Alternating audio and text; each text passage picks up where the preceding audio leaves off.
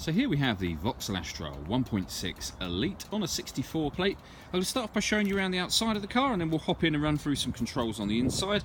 But from the outside you can see it's a 5-door car with alloy wheels. Let's start off inside the boot and then work our way around the rest of the car from there. So as we approach the back of the car, you'll see we've got reversing sensors, plenty of boot space as well, along with that 60/40 split folding rear seat. Okay, so we're just going to work our way back round to the front of the car and then I'll jump in and run through those controls. But now that we've done a full circle of the car, you can see that it's in lovely condition the whole way round. Just briefly before I climb in, I think it's well worth seeing the interior from this exterior point of view. As you can see, you benefit from full leather seats. There's plenty to run through on the dashboard, so let's hop in and we'll do that right now. Okay, so now they're inside the car, we're going to start off with the dials. On the left hand side we've got the rev counter and on the right hand side the speedometer. In the middle at the top you can see the fuel gauge and coolant temperature gauges, and then at the bottom in the middle we've got the total miles for this car, which are only 7,369, so very low mileage. The trip computer information that's above that can be changed using controls on the steering wheel. You can, for example, have a digital readout for the speedometer, as you can see, which is incredibly handy. If we back out to the steering wheel, on the right hand side we've got stereo controls, and then on the left hand side we have cruise control and speed limiter just there.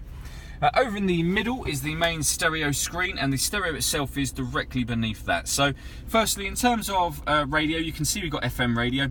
Every push of the band button on the radio will give us the frequency. So we've got AM and FM radio. We have a CD player and an auxiliary input as well, so plenty of ways to listen to music on this car. The CD player itself is just at the bottom of that unit, and that button will access the CD player, that button for the auxiliary unit. Below that, we've got dual zone climate control, so you can adjust the temperature independently on either side of the car.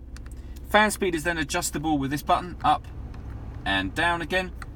That will turn the air conditioning on or off, or you can hit auto, and the car will maintain these temperatures for you by taking control of the fan speed itself.